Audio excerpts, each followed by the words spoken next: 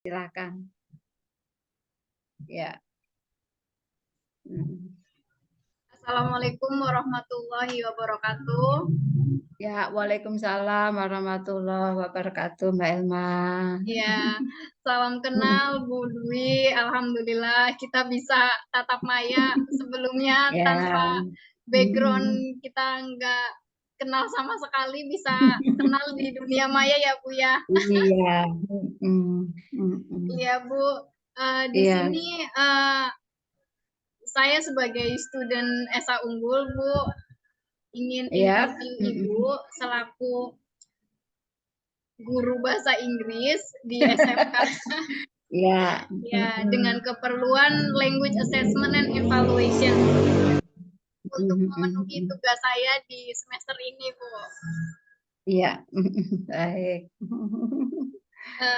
Untuk nama panjang Ibu sebenarnya siapa, Bu? Saya Dwi Kurniawati Hidayat. Sebelumnya mengajar di kelas berapa, Bu? Saya ngajar di kelas 12. Iya. Untuk Terus pendidikan beberapa pernah ngajar kelas 10, pernah ngajar kelas 11 juga, tapi di 6-5 tahun terakhir ini dikasihnya di kelas 12. Aduh, Masya Allah, udah menuju dewasa ya Bu anak-anaknya. Iya. Untuk mohon maaf Bu, mau menanyakan untuk pendidikan terakhir Ibu Dwi sekarang apa Bu? Alhamdulillah sih di Magister Pendidikan Bahasa Inggris juga, ya. Satu bidang ya Bu ya. Ya, linear. Untuk background mengajarnya sudah berapa lama Bu mengajar? Untuk mengajar di SMK 42 ini saya dari tahun 2000 sampai dengan 2028 status mengajar sebagai guru honor dan guru pegawai tidak tetap Pemda Provinsi DKI Jakarta. Kemudian 2008 sampai sekarang alhamdulillah statusnya sudah menjadi guru ASN. Masya Allah, Gitu. pengalamannya luar biasa Bu, patut dicontoh Bu. Saya sebagai calon guru nih Bu. Iya. Iya. Untuk topiknya kan di sini tentang assessment and evaluation ya Iya. Bu. Yes. Sebelumnya what do you know about test and assessment and evaluation Bu? Ya. Ya simply ya, maksudnya sesederhana yang saya bisa ungkapkan. Artinya sebenarnya assessment itu dulunya hanya secara teoretikal. Kalau praktiknya di lapangan, when I was 22 yes and 23 ya, itu baru ngetren banget itu independent kurikulum ini. Baru deh pada assessment, diagnostik, assessment dan sebagainya, itu artinya gaining information, ya, getting information about the condition of our audience. Otomatis kan di sini ya peserta didik atau murid itu sendiri. Jadi kondisinya seperti apa, apalagi didengung-dengungkannya pembelajaran berdiferensiasi itu. Jadi mendeskripsikan murid saya itu seperti apa sih kondisinya, readiness-nya, kesiapannya, bagaimana sih profil belajarnya, bagaimana sih dia itu minatnya. Nah, biasanya seperti itu. Lah butuh informasi. Nah, informasi itu adalah dilakukan dengan melakukan yang namanya assessment. Jadi mengumpulkan atau collecting the data about our student description, ya, student description kalau menurut saya gitu. Kalau tes yang selama ini saya pahami, ya kan, that is a tool, ya kan, sebuah alat, dan biasanya tes indicates with numbers. Angka itu biasanya menuju kepada angka-angka kalau tes itu biasanya seperti Rubik itu. assessment ya, Miss ya? Ya, jadi kalau asesmennya tidak selalu harus angka, mungkin kalau untuk kesiapan mungkin belum siap, sudah siap, sangat siap, bisa juga secara non tes seperti itu kalau asesmen. Tapi kalau tes biasanya refers to angka-angka seperti itu, sepengetahuan saya. Kemudian dari apa yang sudah kita assess, apa yang sudah kita tes, nah kemudian kita evaluate, kita pertimbangkan, kita kaji berdasarkan tujuan-tujuan pembelajaran yang sudah ditetapkan, indikator-indikator indikator-indikator kegiatan-kegiatan apa yang sudah kita persiapkan. Nah, itu dipertimbangkan, kemudian that is evaluation. Itu yang dinamakan, menurut saya itu yang dinamakan evaluasinya. Seperti itu. Baik, Bu Dwi. Aduh, Masya Allah penjelasannya luar biasa, Bu. Saya tahu saya aja sih, dan sesimpel itu pemahaman saya sih sebenarnya. Kalau theoretical menurut ini aduh saya udah nggak lagi. Udah masuknya ke penelitian ya, Bu ya. Iya, Kalau teori-teori. So this is the explanation about the assessment. Miss, what is the difference between formative and summative assessment? Yes, formative. I think the assessment that intends to measure the process. Kalau saya bilang itu formatif itu mengukur prosesnya of student learning. Jadi untuk mengukur proses belajarnya para murid kalau menurut saya. Jadi periodnya ya bisa ketika conducting teaching and learning process, we know about how the student do or conducted that learning. For example, student interactive with a student, student interactive with the text, karena kan we teach about language ya di situ, otomatis interaksinya kan dengan dua hal itu ya, with people or with his friend, atau with student to student, student to text, or student to teachers itu sendiri. Nah, itu prosesnya seperti apa? Nah, itu diukur dengan formatifnya. Prosesnya ya, Bu ya? Ya, prosesnya. Tapi kalau summative test atau summative assessment, periodnya agak panjang, jadi tidak in a certain period, misalkan in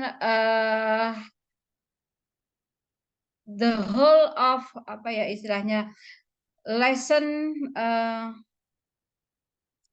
objection ya kalau menurut saya, dalam sebuah tujuan pembelajaran ya kan, atau in one topics ya, in one topics of learning, we can conduct a summative assessment ya, misalnya selesai di topik atau di unit 1 about for example personal letters. Now we have analyzed the text, we have give the student how to compose the personal letters. Yeah, in the end of that learning, we conducted summative test. Seperti itu. Kalau menurut saya seperti itu aja sih, hanya tujuan dan waktu pelaksanaannya. Oke, period ya, Miss ya. Iya, membedakannya kalau menurut saya hanya itu aja sih. So this is the what is different between traditional and alternative assessment. Nah, I think I just hear that that's traditional and alternative assessment. Yang as far as I know mungkin yang seperti ini kali ya modelnya. Kalau tradisional itu close test, macam multiple choice, and then fill in the blank, true false, and then what else? Short answer that we have to answer in certain answer. Jadi not open question. Jadi bukan pertanyaan-pertanyaan yang membutuhkan penjabaran, membutuhkan istilahnya subjective idea. Nah, mungkin kalau menurut saya tradisional itu mungkin yang seperti itu kali. Nah, kalau yang dinamakan alternatif bisa jadi kalau I don't know for another subject ya, tapi kalau in learning language otomatis we would like to know the skill of speaking. We would like to know about writing and composing ya, writing and composing. Jadi kalau writing hanya sekedar teori-teorinya mungkin bisa berbentuk tradisional semacam true false atau multiple choice. Tapi kalau untuk speaking saya rasa nggak akan bisa berbentuk itu. Nah, makanya dibuatlah model alternatif. Kalau biasanya kalau saya yang melakukan adalah yang namanya unjuk kerja. Jadi biasanya for example offering service. Nah, saya kolaborasi dengan guru mapel pemasaran. Kebetulan kalau di SMK itu kan ada beberapa konsentrasi kalian ya. Nah, di situ misalkan ketika mereka lagi praktis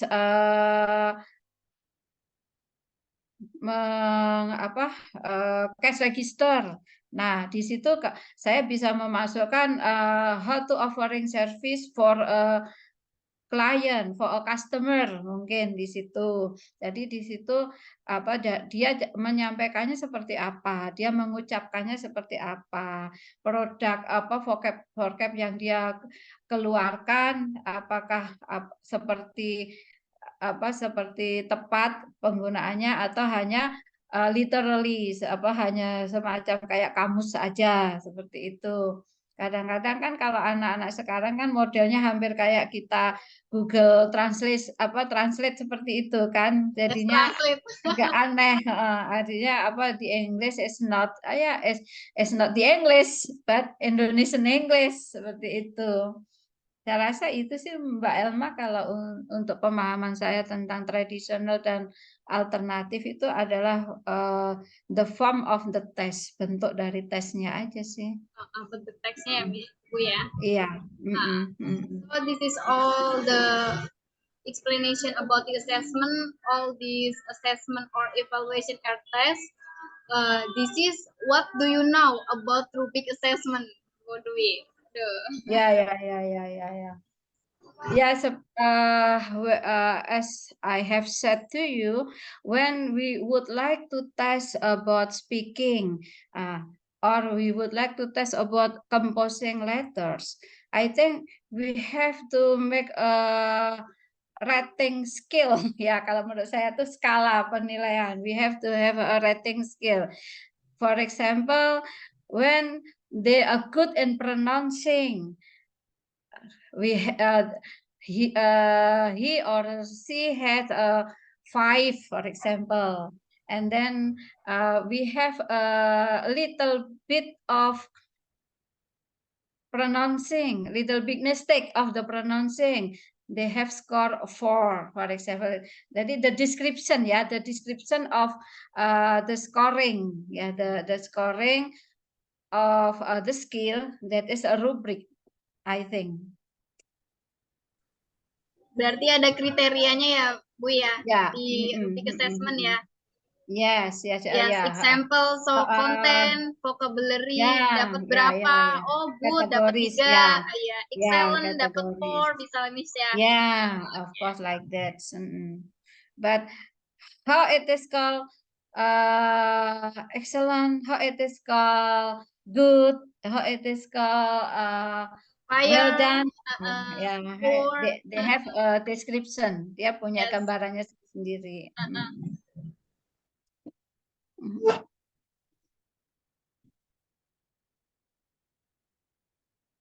Sorry. What do you know about the feedback? Oh, feedback. Yes. Feedback. I think this is the information ya, information. Kalau kasus pada pemberian dalam hal mengerjakan tes, of course, the response from the teachers about the student score or the student gaining that test.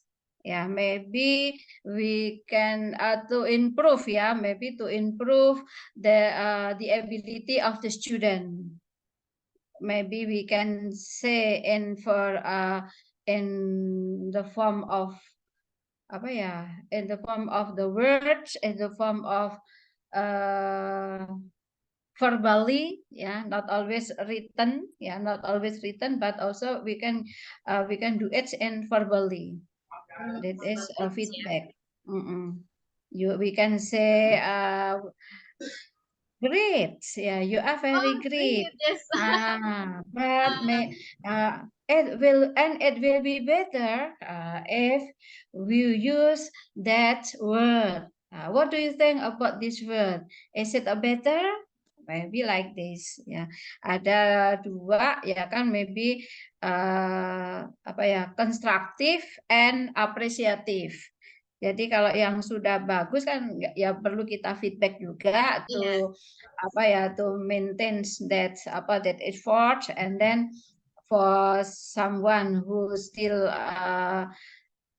in the middle or in the low of the skill, maybe they can improve by our feedback of constructive feedback. Yes, this is so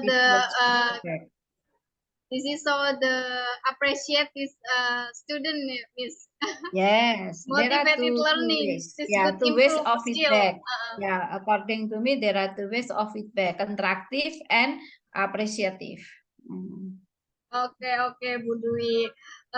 So this is the explain about the test. After that, we'll discuss test. How are the process or steps to contract a test? Yes, I know. Yeah, as when we have a lesson plan, we have stated about the lesson objective. So from the lesson objective, we stated about the activity of the student, the activity of the teacher in conducting that lesson objective. To know or to make it sure the student able to do the activity or not, so we mix kalau di kita itu namanya kisi-kisi, ya. In what aspect, ya, kisi-kisi soal. And yang isinya kalau di kelas 12 karena masih di kurikulum 2013, so we focus on basic competence. Ya, di situ kan coverage of essential material. Nah, di situ ada materi-materi esensial, and then there is the level of learning, that we have to measure. For example, in analyzing, we have to do about in analyzing text, we have to do about the function of the text, about the information of the detail of the text, and then in language features, maybe we have to make about the reference of the word, the synonym of the words.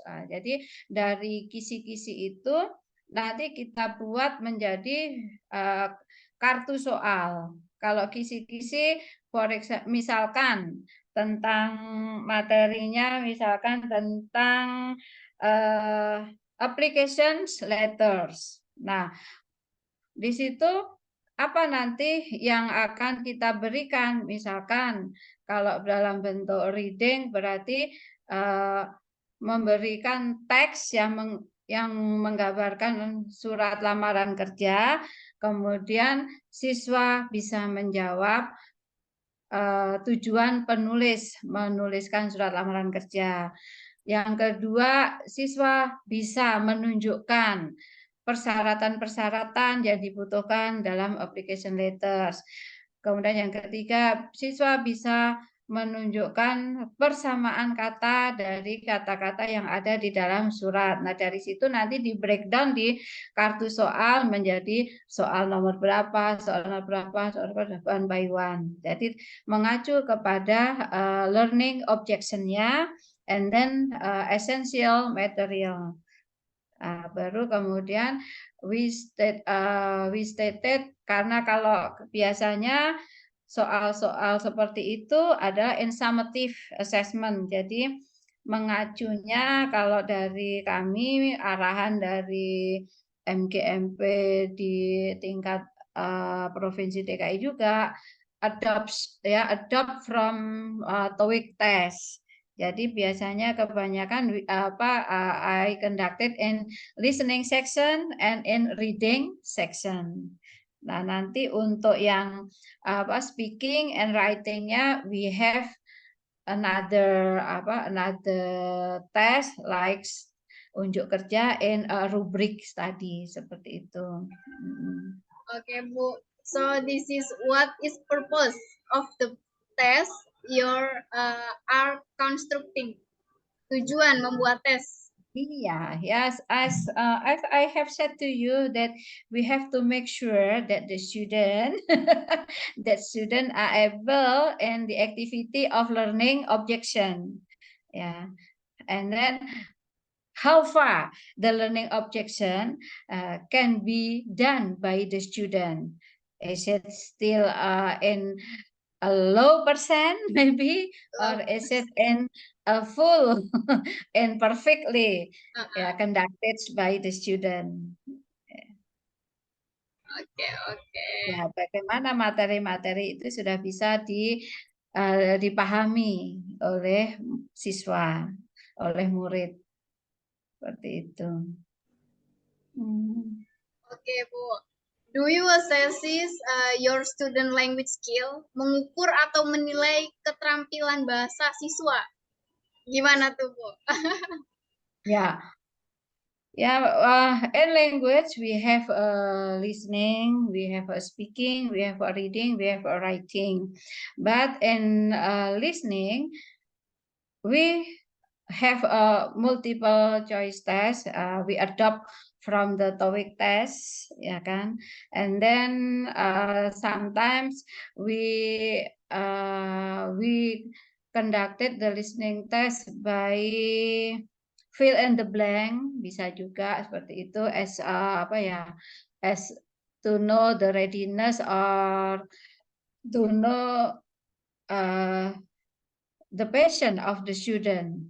Kira-kira memang vocab-vocabnya itu sudah sampai mana about, for example, about cause and effects, yes, or about giving a suggestion. Ya, kita kan bisa adopsi dari beberapa ini. Biasanya saya conducted from that audio.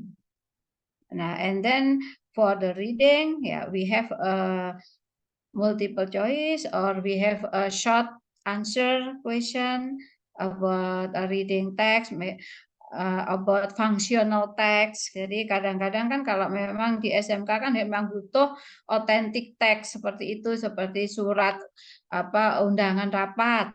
Kan memang kita harus mencarikan bentuk surat yang sebenarnya seperti itu.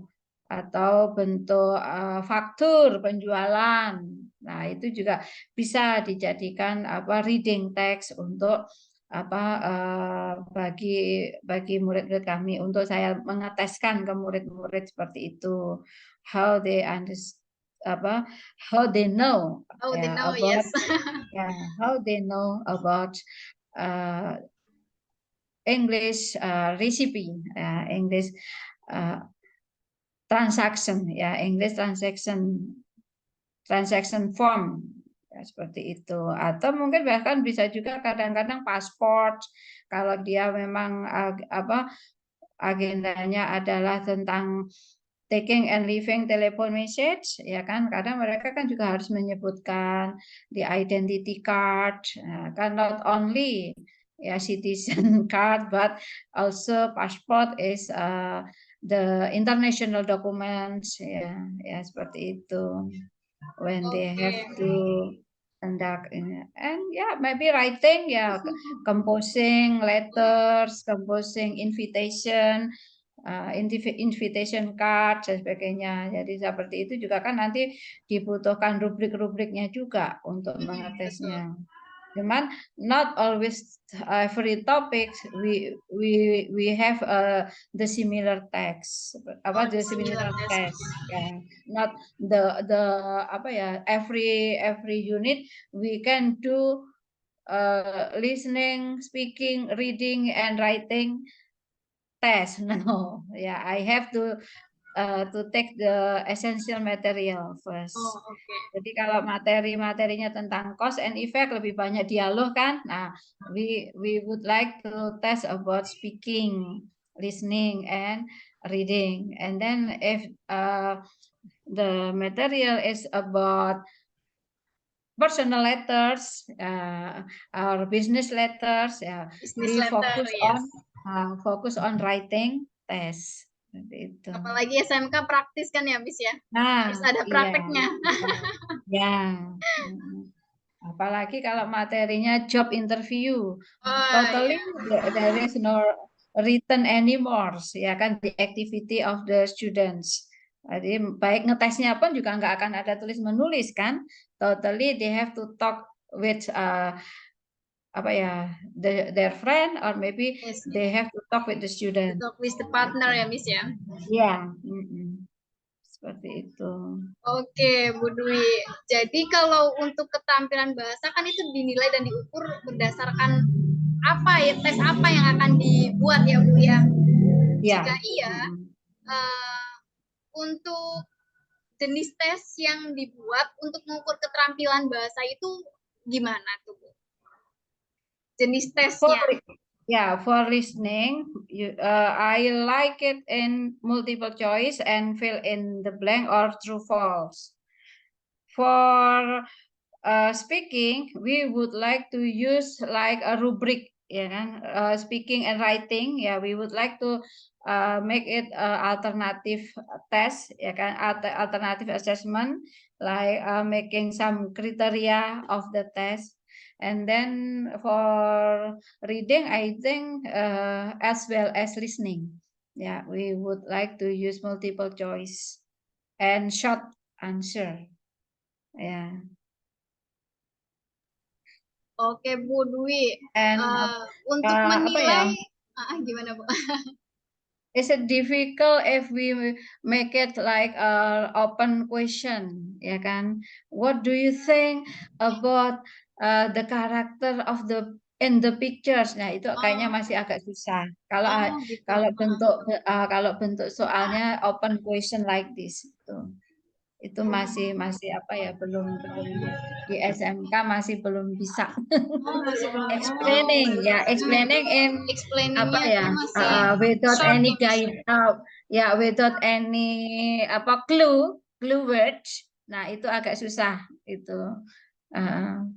Dan itu mungkin harus kita mulai kita cobakan sih. Untuk permulaan. Biar mahir. Oke. Untuk menilai atau mengukur subketerampilan bahasa siswa, contohnya pronunciation, grammar, itu gimana tuh?